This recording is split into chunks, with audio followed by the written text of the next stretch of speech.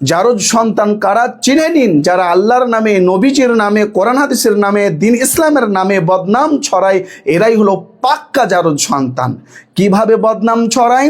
কারবালার দিনে মদ পান করে, গাঁজা পান করে, হাতে লাঠি লাদনা নিয়ে, অস্ত্র শস্ত্র নিয়ে, ব্যাং বাজনা নিয়ে কারবালার ময়দানে ছুটে যায়, ওখানে গিয়ে ডান্স করে, আমোদ ফুর্তি করে।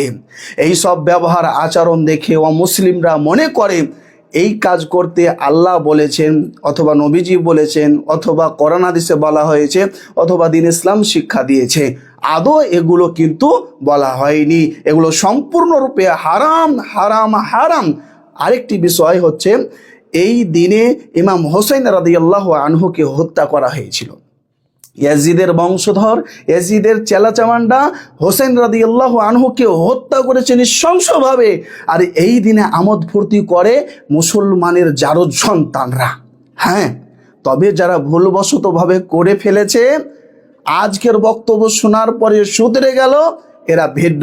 আর যারা আজকের বক্তব্য শোনার পরেও শুধরাবে না, এরা পাক্কা জারজ সন্তান।